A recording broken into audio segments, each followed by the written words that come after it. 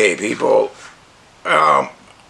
you know, when you go to work all day, like most of us do, I am so tired of the Democrats and the mainstream media pushing these lies, basically telling how people are supposed to think and live. Okay, it's always their favorite thing that they push is racism and this immigration. Okay, most people voted for Donald Trump, and we all voted that we want our borders closed and we want these people out of here. The media and these Democrats continuously, these left-wing judges, anything that he is trying to do to straighten out our country, these people are doing everything to stop it. I didn't vote for judges. I don't think most of the Americans voted for judges. I'm so tired of turning on the TV. Race, race, race, race, race. Okay, there is no white privilege. I get up and I go to work just like everybody else does. There's black people that get up and go to work every day and do the same exact thing. It's the people that sit home, don't want to do anything with their lives, talk about slavery, talk about this, that, how everybody holds them down when they need to look in the mirror, because the only one that is holding them down is their self. Donald Trump is being accused of racism. He's being accused of all kinds of accusations, and this media keeps pushing it. Okay, they kept pushing it while he was running for president, and they're still pushing for it. Almost 2 times he was almost killed. Is this gonna stop? It's getting to a point where it's all day, every day. That's what these people do. And most working people don't have the time or the patience for the lies, okay? We want the immigration. Good. They're leaving. Get them out of here. I don't care if he's a graduate from high school, getting ready to graduate from high school. They need to go. That's what we voted for, people. And this media and these Democrats need to stop. Look at this clip and tell me what you think. Real Chicagoans woke up this morning relieved that the Department of Justice is finally investigating your race hustle. As someone who grew up on the south side of Chicago, I've heard a lot of race hustlers in my life, trust me, but they were usually marching around outside of City Hall, which is what makes this so embarrassing and dangerous. Very, very dangerous to the city of Chicago. Okay, we need the question. I'm more than happy to ask this question. It's long overdue. For over a year, real Chicagoans, white and black, have been telling me that your black power rhetoric is bringing the city backwards from a place that we need the question. Had overcome. You want the question? Please. Real Chicagoans want to know, why are you a racist? Well, you know, first of all, I reject the idea and the premise that somehow that's an actual legitimate question. Prime construction contract at O'Hare under my administration is the first black prime construction worker company to have a prime contract anywhere in the United States of America. And that's critical, not just for BOA Construction, but for the lives that he's going to transform because he's hiring them. But it's also critical for other major construction companies or mid-sized construction companies that are black owned to know that there is a mayor who sees them and is going to work hard to ensure that whether you're developing homes, whether you are, looking to help take advantage of the opportunities through aviation, whether it's entrepreneurship to provide a service, that there are resources available for you in the city of Chicago. And one thing that I know for sure that I have to do over these next 2 years, every single dime that our people have been robbed of, I want to make sure that that is returned 2-3-fold. Okay, people. That there is Mayor Brandon Johnson. He's out of Chicago. Actually, I feel sorry for the citizens of Chicago. He's also gone on saying that he only hires black people to work for him because black people are more giving people. And they've been through a lot since slavery days. And also, Trump has him under investigation for civil rights. He runs the worst city, probably in the United States, crime-ridden, businesses moving out of there day after day after day. The city is bankrupt.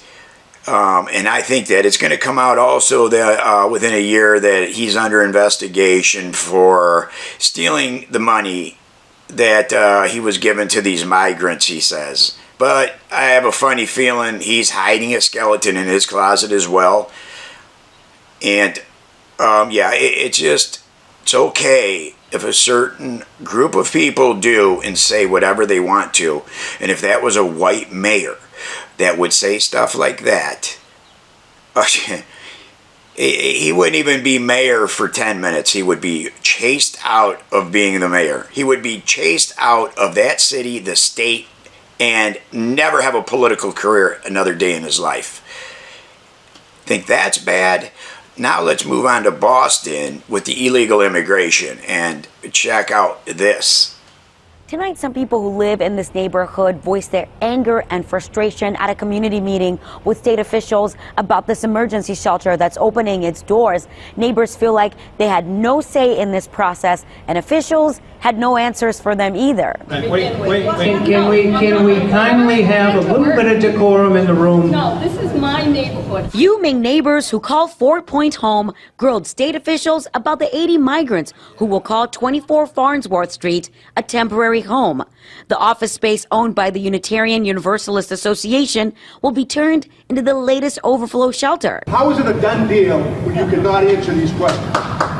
Safety and security, location, and facilities topping the concerns. You said this is real. How are you going to ensure we're safe? So we get no say as residents of the town, residents of the city, neighbors. I would like to see a little bit more compassion. That's my point of view. Thank you.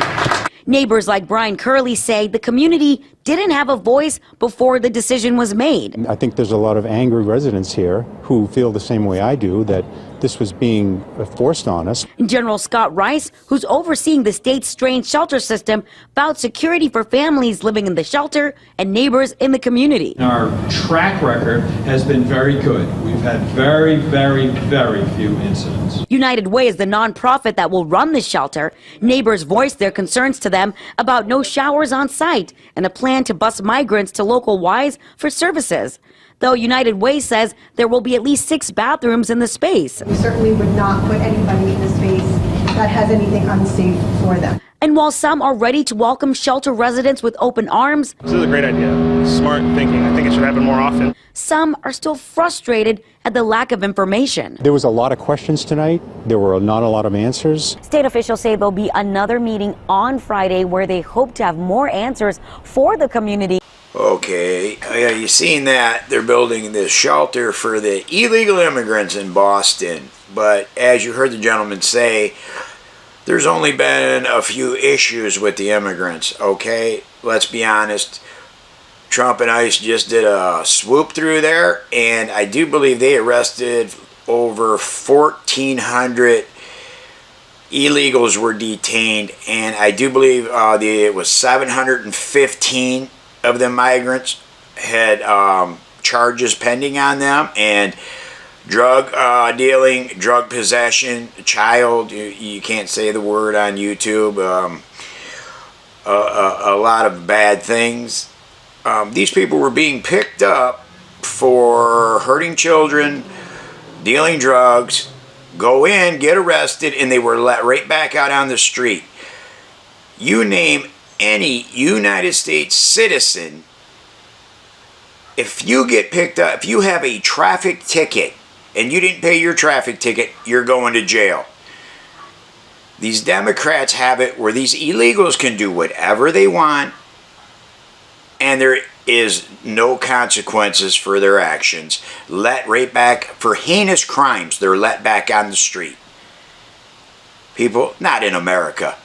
Not in America. These Democrats have lost their minds. They are the party of illegal immigration. Anything to do with our country, they're destroying it. They have Congress people that are ghetto, that are trash.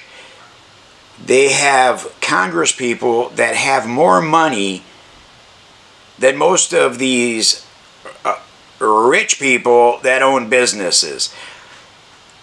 It's tomorrow's video. I will show you how much money that Jasmine Crockett has accumulated, Maxine Waters has accumulated, and much more. The Democrat Congress people are very wealthy. And where is this money coming from?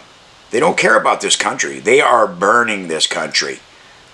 Watch these next videos, please. I have a quick message to anybody in ICE or any of those cops that are assisting them in doing the things that they are doing.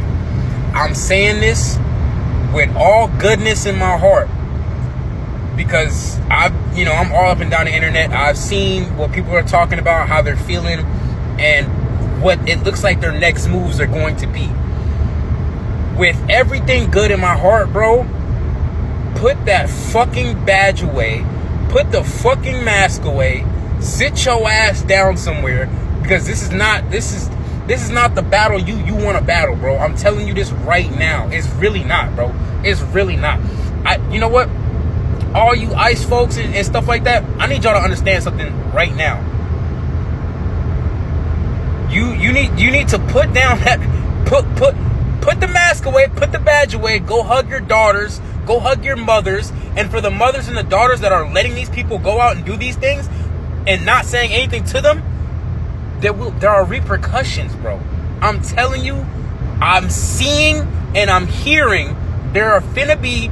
Y'all think that we're about to sit back, and we have been sitting back and watching and seeing where this goes. We wanted to give y'all the benefit of the doubt and the chance and see what the judges could do and things of that nature. The judges are telling you to stop, and you're continuing to do these heinous things, bro. Okay, people, so there you have it. Certain people can threaten federal workers and get away with it. These Democrats, the news media, have lost their minds. This gentleman here, I stopped playing his video because it got a lot worse, and I don't think I'd be able to play it on YouTube. A couple days back, somebody got a hold of a list of ICE workers and their addresses for their houses. ICE workers' families are being threatened now.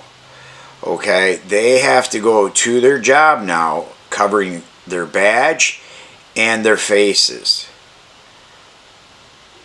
for doing the American people, for doing them what we voted for.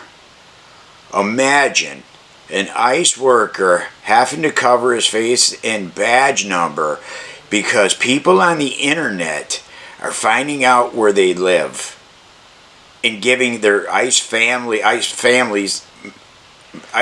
members, they're getting threats. And this is on the news.